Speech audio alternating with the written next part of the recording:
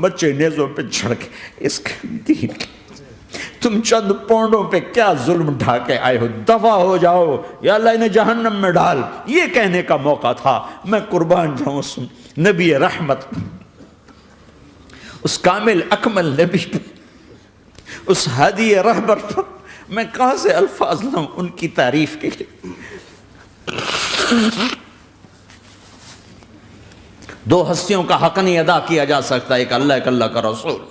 ہر ایک کا حق ادا ہو سکتا ہے، اللہ اور اس کے رسول کا حق نہیں ادا ہو سکتا۔ وہ کہتے ہیں جا اللہ ان کو آگ میں ڈال دے۔ انہوں نے نہ مجھے دیکھا، نہ میرا گھر دیکھا، نہ میرے پیٹ پہ پتھر دیکھے، نہ میرا راتوں کو تڑپنا دیکھا، نہ میرا مچلنا رونا دیکھا، نہ احد میں ٹوٹے دانت دیکھے، نہ طائف میں بکھرا خون دیکھا، نہ کربلا میں اولاد کے سر نیزوں پہ چڑھے دیکھے۔ دفعہ دور کر دے میری آنکھوں سے، میں قربان جاؤں اس نبی رحمت پر۔ کہہ رہے ہیں یا اللہ میری امت، یا اللہ میری امت، یا اللہ میری امت، یا اللہ میری امت، نہ یہاں بھلایا نہ وہاں بھلایا۔ آپ کے لیے ممبر آئے گا، میرے حبیب بیٹھو، تو آپ کہیں گے اب مجھے خیال آئے گا اگر میں بیٹھا تو یہ مجھے لے کے جنت میں نہ چلا جائے، اور اللہ کہہ رہا بیٹھو تو میں کیا کروں گا؟ میں خود زمین پہ کھڑا رہوں گا، ممبر پہ ہاتھ رکھ دوں گا کہ اللہ تیری مان لی، میں ہاتھ رکھا ہوا ہے، لیکن میں بیٹھوں گا نہیں کہ میں اپنی امت کا آخری حساب کروا کے ہی جاؤں گا، ایسے نہیں جاؤں گا۔ آؤ بھائی، ہمارا نیا سال ہمارا سال تو محرم سے شروع ہوتا ہے، ویسے تو جنوری بھی اللہ کا، محرم بھی اللہ کا، سورج اللہ نے بنایا تو جنوری فروری بھی اللہ کا، اور چاند اللہ نے بنایا تو محرم ربیع الاول بھی اللہ تعالیٰ کا، دونوں ہی اللہ کے ہیں۔ کسی نے یہ لے لیا، کسی نے وہ لے لیا۔ ہم نے چونکہ چاند کا کیلنڈر بنایا تو ہمارا تو اب سال شروع ہو رہا ہے، ہمارا تو نیو ایئر اب ہے، ہمارا نیو ایئر رونے سے شروع ہوتا ہے۔ کیسا اللہ نے نظام بنایا، کسی اور مہینے میں یہ واقعہ ہو جاتا، نہیں سال کے شروع میں یہ واقعہ رکھا ہے کہ ہر ایک کو پتہ چلے کہ ہاں نیا سال خوشی منانے کے لیے نہیں ہوتا، نیا سال آخرت کی تیاری کے لیے ہوتا ہے کہ ایک سال چلا گیا، ایک سال اور زندگی سے نکل گیا، او بھئی جلدی سے اللہ کو راضی کرنے کا کوئی کام کرنے کو، توبہ کرنے کو، اللہ کو راضی کر لیں۔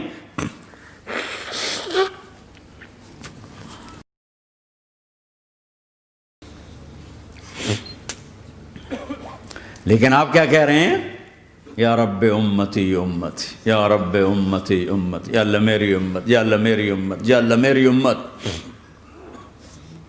اور ایسی شفقت و محبت آپ کہیں گے یا اللہ یہ میری امت کا حساب میرے حوالے کر، میں لوں گا، تو نہ لے، میں لوں گا۔ تو اللہ تعالیٰ فرمائیں گے آپ کیوں لینا چاہتے ہیں؟ کہیں گے میں اس لیے لینا چاہتا ہوں کہ ان کے جتنے عیب ثواب ہیں نا وہ کسی کو پتہ نہ چلے، بس میرے سامنے ہی آ جائیں تو ان کو شرمندہ نہ ہونا پڑے، تو میں قربان جاؤں۔ پھر وہ رب محمد ہے، اس نے اپنے حبیب کی لاج رکھنی ہے، وہ کہیں گے میرے محبوب اگر آپ ان کا حساب لیں گے اور آپ ان کے گناہ دیکھیں گے تو پھر ان کو آپ سے تو بڑی شرم آئے گی، نہیں میں آپ کو بھی نہیں دیتا، میں ان کا حساب پردے کے پیچھے لوں گا، کسی کو پتہ نہیں چلنے دوں گا۔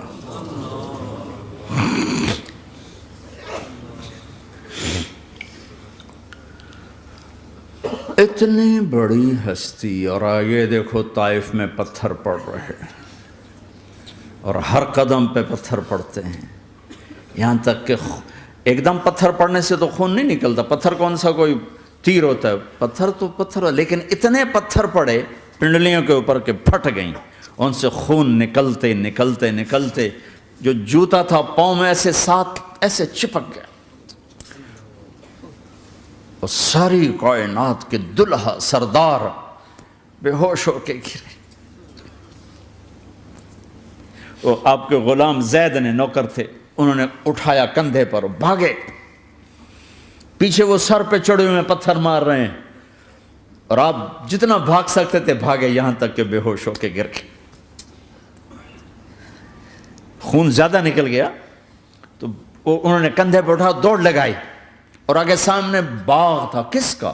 سب سے بڑے دشمن کا، مکے والا عتبہ بن ربیعہ۔ عتبہ کون ہے؟ یہ جنگ بدر میں جس کے ہاتھ میں جھنڈا تھا، اور جنگ بدر میں قریش مکہ کے لشکر کا جو چیف تھا وہ اس کا باغ. لیکن زید کو کوئی پناہ نظر نہیں, وہ باغ میں گھس گئے اور اللہ کے نبی کو ایک انگور کی بیل کے نیچے لٹایا. تو جان کا دشمن عتبہ, لیکن جب اللہ کے نبی کو خون و خون دیکھا تو اس کا دل بھی پگھل کے رہ گیا. کہنے لگا ہائے ہائے, طائف والوں نے محمد کے ساتھ کیا کرتا. جس پر دشمن کو رحم آیا ہمیں اس پہ رحم نہیں آیا, ہم نے اس کے آنسوں کی کوئی قیمت نہیں لگائی. وہ اتنا ایموشنل ہوا کہ جلدی سے گیا اور پلیٹ میں انگور توڑ کے سجائے. جب جانے لگا تو پھر شرم اور وہ ایک حجاب درمیان میں آڑے آ گیا, تو اپنے غلام کو بلایا, عداس کا, عداس یہ لے جا وہ جو آدمی زخمی پڑا, اسے جا کر کہنا کہ تمہیں رشتہ داری کی قسم میرے انگور رد نہ کرنا, کھا لے. حالانکہ موقع تھا کہ قتل کرتا, ہر وقت قتل کرنے کے منصوبے بنا رہے, ابھی موقع تھا کہ قتل کرتا. ایسا حال تھا کہ قاتلوں کے بھی آنکھوں میں آنسو آ نہیں آئے تو تمہاری آنکھوں میں نہیں آئے. چند پونڈوں پہ اپنے نبی کو بیچ دیا.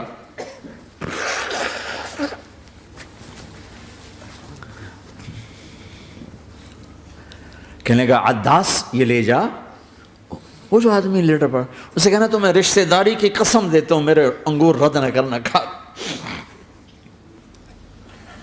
عداس آئے اور آ کر انگور پیش کیے. تو اب آپ نے ایک انگور اٹھا کر بسم اللہ. تو عداس کہنے لگا یہ لفظ یہاں تو لوگ نہیں بولتے. آپ نے پوچھا تو کہاں کا ہے؟ کہا میں نینوا کا ہوں. اچھا, میرے بھائی یونس کے شہر کا, یونس علیہ السلام. وہ کہنے لگا وما ادراک ما یونس, آپ کو یونس کا کیسے پتا ہے؟ تو آپ نے فرمایا میں اللہ کا نبی ہوں, وہ بھی اللہ کا نبی تھا. تو عداس نے ایک دم آپ کے پاؤں پکڑے اور چومنا شروع کیا اور کلمہ پڑھ لیا. تو آپ کو اپنے سارے زخم بھول گئے. پھر جو آپ نے اللہ سے بات کی ہے نا, آئے ہائے ہائے ہائے ہائے, کیا اللہ پاک کے سامنے اللہم اشکو الیک ضعف قوتی وقلت حیلتی وہوانی علی الناس. اے میرے رب, آج تجھ سے گلہ نہ کروں,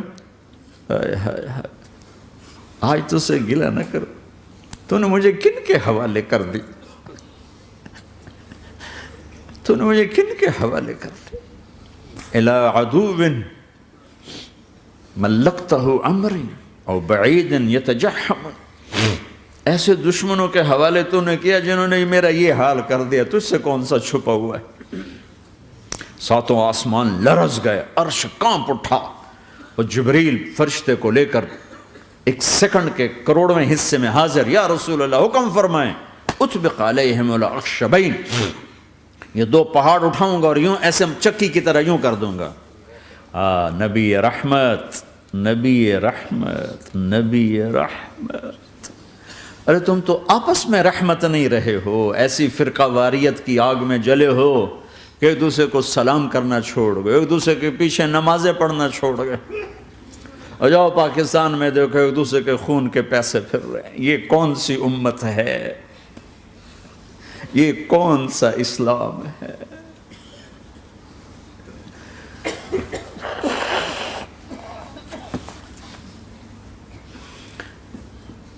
حضرت عائشہ نے پوچھا یا رسول اللہ آپ کو سب سے زیادہ تکلیف کہاں پہنچی؟ کہا طائف میں. طائف میں 23 برس میں سب سے زیادہ تکلیف کہاں پہنچی؟ فرمایا طائف میں. جنہوں نے اتنی زیادہ تکلیف پہنچائی تھی ان سے بدلہ لینے کا وقت آ گیا ہے, اور فرشتہ حاضر ہے, اللہ کی منشا شامل ہے, کر دوں؟ کہ نہیں, یہ نہ صحیح, ان کی نسل میں شاید کوئی ایمان لے آئے. لعل اللہ ان یخرج من اصلابہم من یوحد اللہ. یہ نہیں تو ان کی نسل ہی شاید کلمہ پڑھ جائے. میں عذاب دلانے نہیں آیا, میں تو رحمت بن کر آیا ہوں. ما بعثت لعانا, میں لان تان کرنے نہیں آیا. انما بعثت رحمتا, میں تو رحمت بن کے آیا ہوں. اب ممبر پہ بیٹھنے والے لانتیں برسا رہے ہیں اپنوں پر.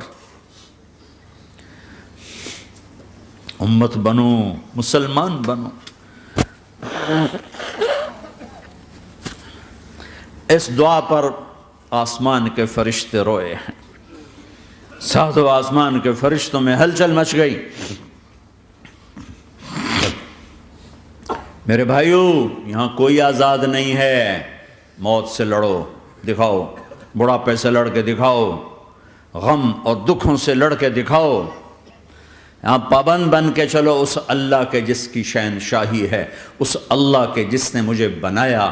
اس اللہ کے پابند بنو جس نے مجھے آنکھوں کا نور دیا، زبان میں بول دیا، جسم میں طاقت دی، عقل کو سمجھنے کے اوصاف دیے. اس اللہ کے پابند بن کے چلو جس نے قرآن کو اتارا، جس نے دھرتی کو بچھایا، جس نے آسمان کو اٹھایا، جو موت دینے والا ہے، جو موت کے بعد اٹھانے والا ہے. اس اللہ کے پابند بن کے چلو جو میرے جسم کو چورا چورا کرنے والا ہے، میری ہڈیوں کو ریت کی طرح ذرہ ذرہ کرنے والا ہے.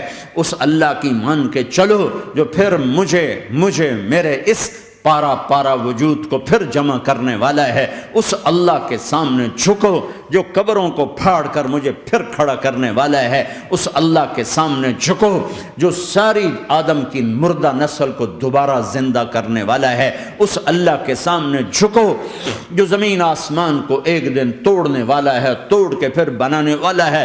اذا السماء انفطرت واذا الكواكب انتثرت واذا البحار فجرت واذا القبور بعثرت. زمین آسمان کو ہلا رہا ہے، موت دے رہا ہے. اذا زلزلت الارض زلزالها، زمین پہ موت آ رہی ہے. اذا السماء انفطرت، آسمان مر رہا ہے. اذا الشمس قورت، سورج مر رہا ہے.